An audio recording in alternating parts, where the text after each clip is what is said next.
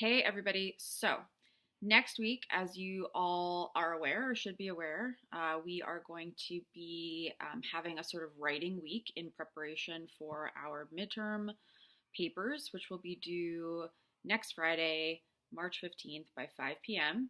Okay, you're going to upload them under the assignments tab, preferably as Word attachments. It's just easier when I'm editing them and giving you some feedback and grading them. So ahead of that, we are going to be conducting a thesis workshop next week. On Monday, I'm going to open a regular sort of forum, but obviously instead of reading new materials, we're going to be working on our introductory paragraphs and our thesis statements for our midterm papers. Under the forum, I'm going to include a list of questions that will help guide you as you are composing your thesis statements. And they're also going to be a sort of guide for you to use when you're responding to your classmates' thesis statements. So you'll post your introductory paragraph, or you can post just your thesis statement as you would in a normal discussion forum. And in terms of your secondary posts, you'll be required to respond to two other classmates, giving them feedback on their particular thesis statement and using the questions that I list as a kind of guide to help you provide as much constructive criticism as you can, obviously in the spirit of, sort of assisting one another to, clarify or tweak in any way your statements to make sure that they're as clear and as argumentative and structured as possible. Okay, I'm going to take a little bit of time in this video to review sort of my expectations for your midterm papers, and I'm also going to go over a little bit on thesis statements, particularly the difference between composing an observational thesis statement versus a real analytical argumentative thesis statement. I'll go into that in just a bit. And I'm also going to upload for all of you two documents that I use actually in my XPOS classes. Shh, don't say it. In my XPOS classes. One is a document that goes over the difference between summary and analysis. Of course, you know what summary is and you know what analysis is, but when you're writing a paper, a formal paper sometimes, it's easy to fall into the trend of summarizing more than actually analyzing two texts in relationship to one another. So it's just a sort of, a quick, easy guide on, making sure that you aren't falling into the traps of too much summary in your papers. And I'm also going to upload a document on the difference between an observational thesis statement, and I'll give you an example, and an analytical thesis statement, and I'll give you an example and talk a little bit about the difference between the two so you can ideally shoot for the latter, the analytical thesis statement. Okay, in terms of guidelines for your paper, there's a document that I've uploaded under resources and attached for you in my most recent announcement that you should review. It's called Paper Guidelines. So go over that so that you have a sense of just the specifics of the paper. I'm going to run through it really quickly for you here so that you also are aware. So this is not a summary-based paper, just to be clear. Our discussion forum posts aren't even summary based. Like, they are a test of whether or not you've read and are familiar with the materials, with the stories, but they certainly don't reflect just a sort of simple summary of the text. Like, we're already in our discussion forums doing analysis and picking apart these texts and looking at two different texts in relationship to one another in response to a specific theme or motif, and looking at how they are kind of talking to each other in some capacity. So this is not a summary-based paper. This is a close textual analysis, comparative analysis of two and no more than three texts that we've read thus far in the semester, okay? You want to obviously have a clearly defined introduction, and I'm going to go into what should constitute that in a minute. A clearly defined introduction. Towards the end of your introduction, you should have your thesis statement or your argument or your roadmap for the paper. It should be easily identifiable. In this paper, I will argue is just one way in which you can sort of set it up and kind of cue your reader, like, hey, here it comes, here's the arguments, this is what I'm staking my paper on. That should come towards the end of your introductory paragraph. What else do you need in your introductory paragraph? You need the full names of the authors that you are going to be discussing. You have to include their full names once in the introduction. After that, you can refer to them by their last names. You need, obviously, the titles of whatever text you're going to be discussing, and make sure that you have an accurate representation of those titles. You also need to identify and include some of the social, historical, cultural, political backgrounds of the authors.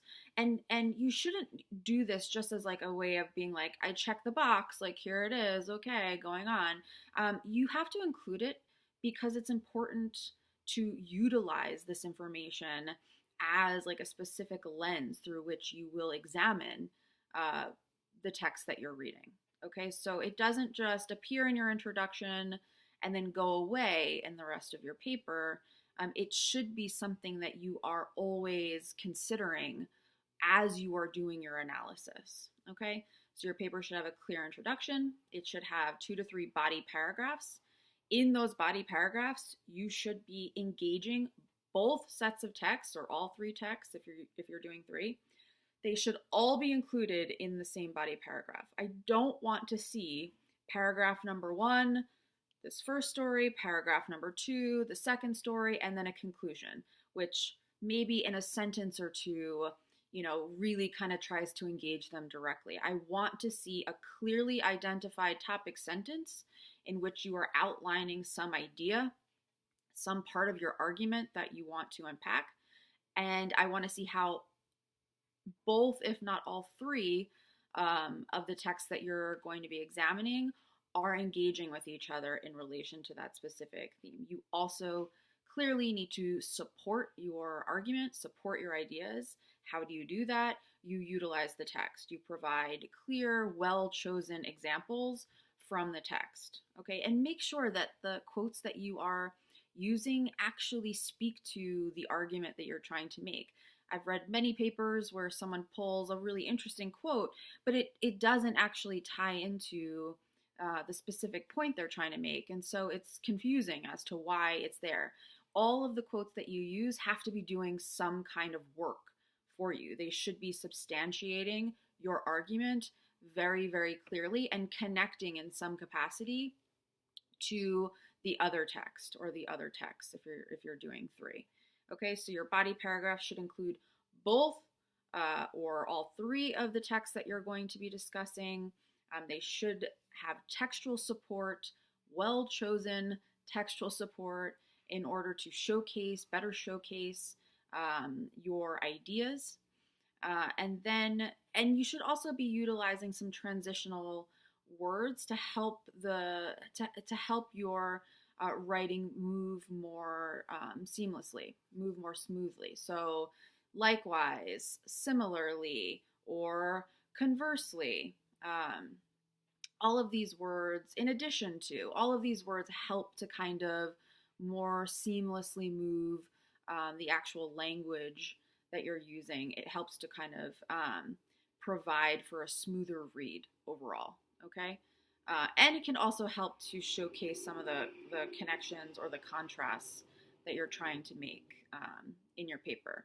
And then, of course, you need a clear, separate conclusion, okay? And your conclusion is always an echo of your intro, okay? So that is essentially what your conclusion is supposed to do. You want to echo the authors again, the titles, and most importantly, what your argument was. If your thesis statement is the roadmap for your paper, i.e. it's going to lay out exactly what you intend to argue in your paper, your conclusion should be the thing that reminds the reader, hey, this was my argument, this was the purpose. This was the function and purpose of my paper. Here is what I was trying to, here are the points that I was trying to make. Here's the argument I was trying to make. So you want to echo your introduction. You don't want to use exactly the same language that you use word for word in your introduction, but you do want the semblance, you do want to capture sort of like the essence of what your introduction was trying to communicate in your conclusion. Okay. Times New Roman font. Don't get like fancy on me. 12-point font is the name of the game. You're going to use MLA as your form of citations. There's an MLA guide under resources. There's 2 resources actually that you can look at so that you can make sure that you are citing appropriately within the text, and also that you're providing a clear and accurate representation of a works cited page. This particular paper, your midterm, is a little bit shorter than your final, so this paper is 3 to 5 pages, double spaced, Times New Roman, 12-point font, 1-inch margins.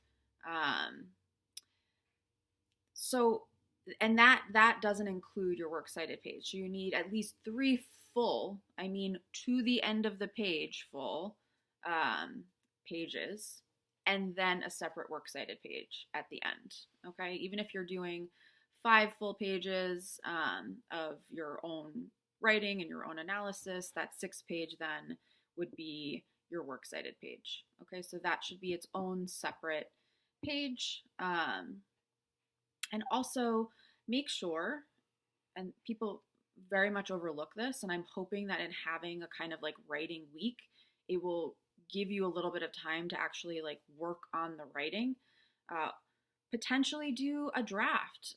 Even if you can't do a full rough draft, you could compose, since you have to do this thesis workshop, you can compose an introductory paragraph with your thesis, and then you could do a potentially detailed outline of the rest of your paper. Here's topic sentence 1 for paragraph 1.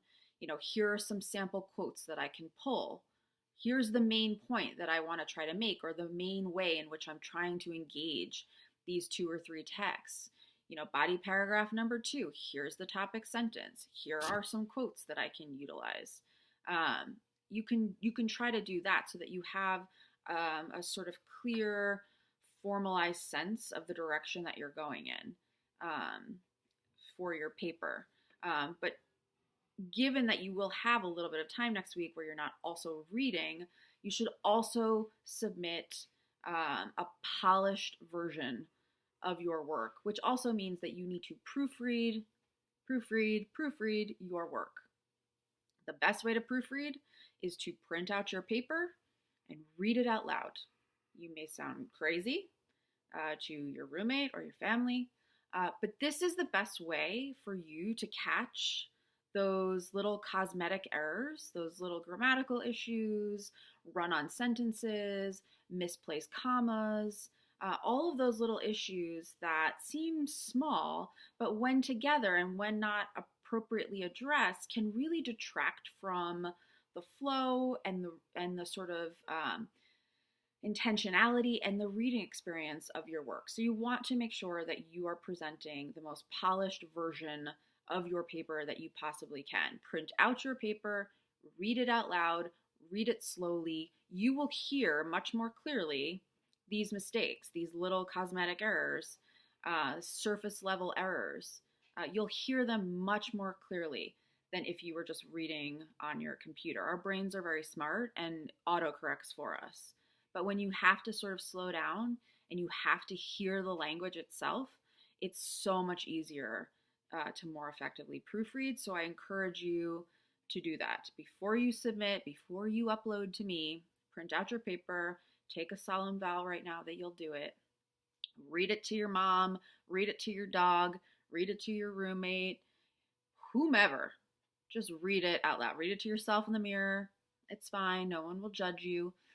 Well, they may, but who cares? You'll probably get a better grade. That's what matters. So make sure that you take that extra step and really present a work that you're proud of. This is one of your primary grades. for the semester. So you want to make sure that you're submitting a work that you feel good about. Okay. Here are things that you don't want to do in your paper. Like I said, you don't want to summarize. Okay. If you need to give a brief sort of plot point summary, that's like one sentence. The rest should be your analysis. It should be your own original thinking and how you are connecting the text that you're dealing with. Okay, so avoid summary. If you have to give a general sort of plot point, that's fine. Limit yourself to a line or two and move on. Redundancy. This is also a benefit of reading out loud. You will hear when you have potentially made the same point already. Sometimes people get an idea, they get excited about it, and then they run out of steam and end up echoing that same idea throughout their paper, as opposed to making a good point, doing some close reading and some analysis between the text, using textual evidence, and then moving on to a new point. So if you see that you're doing this, take note and make sure that you're getting rid of any sort of points that you've already made in your paper. You want to make sure that you're making new original points throughout, okay, so that you are avoiding some redundant writing and thinking. Lack of proper citation. You have to make sure that you are citing appropriately, using the MLA style. If you have questions about that, feel free to email me or utilize the resources that I've uploaded for you under the resources tab. And that is about it in terms of the actual guidelines.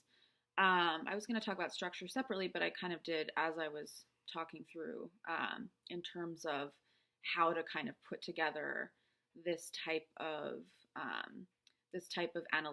comparative analytical essay.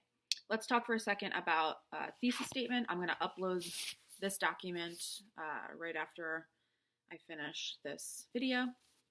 But there's two examples that I'm going to deal with in terms of thesis statements. Oftentimes people have been taught, and this is not totally your fault, like oftentimes in high school you're taught to provide a pretty general thesis statement and then to go into a lot of detail, in your paper. What happens with that is that sometimes you end up providing what I call just a more observational thesis statement.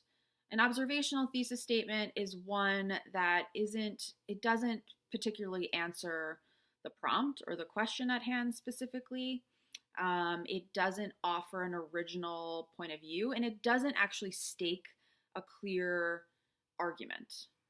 So oftentimes an observational statement won't give me enough of a roadmap in order to understand what your argument is and how you intend to argue it in your paper. So here's an example, and I'm just using like something that we're not reading in our syllabus. So I'm not, tipping anybody off with a thesis statement. So sample 1, here's an observational thesis. Ernest Hemingway's novels, A Farewell to Arms and The Sun Also Rises, both deal with the consequences of war and can be compared and contrasted. What do we learn in this thesis statement? We learn that Hemingway wrote 2 novels, A Farewell to Arms and The Sun Also Rises, that you'll be discussing them by comparing and contrasting them, and that they're both dealing with the consequences of war. That's more of an observational statement. No one's really going to argue about that. Yeah, they are both dealing with the consequences of war. Sure, they can be compared and contrasted like any 2 literary texts. How they are going to be compared and contrasted, how they are both situating the consequences of war. Is it the same in both stories? Is it different?